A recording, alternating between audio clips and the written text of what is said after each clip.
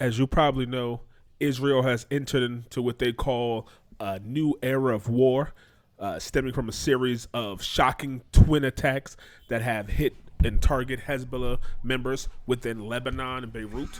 And the broader Middle East is on the brink of war.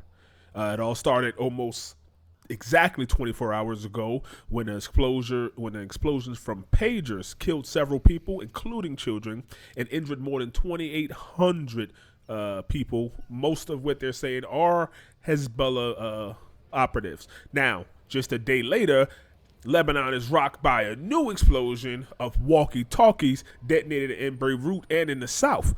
Also, the Japanese company that does make the walkie-talkies is looking into that. Now, they're saying with the pagers, it could have been they got a new shipment of inventory of new shipment of pagers in about 3 months ago, but Israel has waited up until now to detonate them.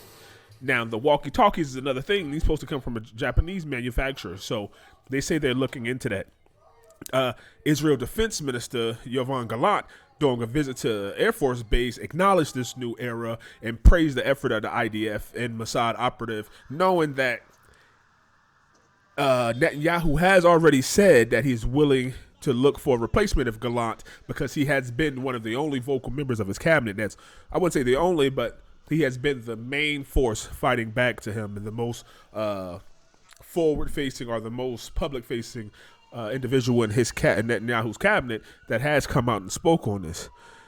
Now, these attacks have been devastating. At least with the walkie-talkie one, at least 20 people have been killed and over 450 injured. So it's over about 3,200 people during both attacks that have been killed. And if it is mostly Hezbollah operative, I can't say that that's bad. It is a better job than they're doing within Gaza. But what's particularly disturbing is these method of attacks, right? Pagers, walkie-talkies, rigged with explosive.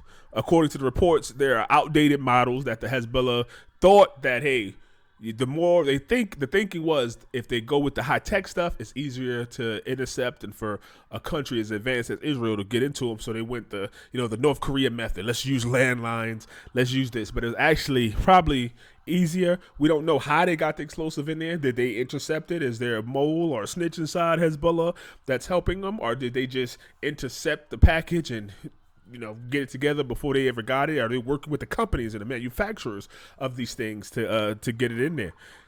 These are tightly controlled spaces and borders by Israel.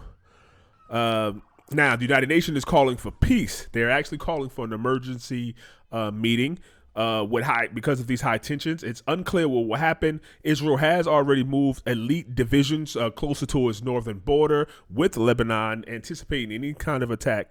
And analysts are suggesting a larger military operation could be on the horizon. If Israel goes inside Lebanon, it's all out war. I'm not saying I do not believe that the American people at this time during this election cycle would let before January, within the next 3-4 months, I don't believe that the United States could handle a war with our inflation, with this animosity towards Republican, Democrat. There's no way that we can come together for this, for something we don't believe in. 9/11, that's different. You hit us. You can't mess with Americans. We could. It's like being in the military. If I'm a Marine, I could talk about the Air Force. I could talk about the Navy. If you're a civilian, you can't. It's the same thing with just being an American, period. But we won't fight for Israel. Now they might keep trying to make it seem like there's no kind of, hey, we're one. The U.S., like Biden says, if there wasn't an Israel, the U.S. would have had to create one. But we didn't, right? Now this is a developing story. I'm gonna keep an eye out on this and keep you updated as more information come through. I'm looking now. That's why I keep looking this way. I'm constantly scanning the feed. Please subscribe for more in-depth coverage. I do have a video. I will link it to this, a full 30-minute video on this, just more pictures and images of the attack. And I mean, these are recorded. They see people. They have the damage.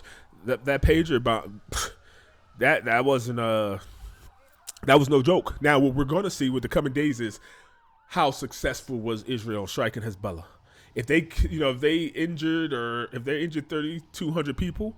And let's say a majority of them, 80% and up are Hezbollah members and some few civilians, then they might let them pass. It's most of those 3,200. If they killed less than 200 Hezbollah members and 3,000 Lebanese people, then it's going to be a rough day for Netanyahu.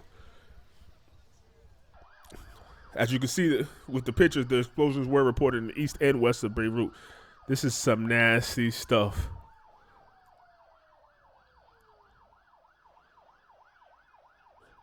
I think that's it, folks. So as far as now, we have pagers, walkie-talkies, and there are reports that there has been solar on top of people's houses and exploding. I don't know what that means. I'm just telling you what the reports are. I don't know how true they are, but that's what we're getting right now. Stay up to date. Please like, share, subscribe, get the word out there. This is why we have to vote.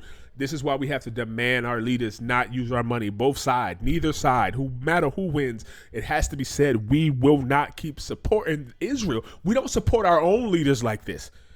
We're giving more support to Netanyahu than we ever would a United States president. This is ridiculous.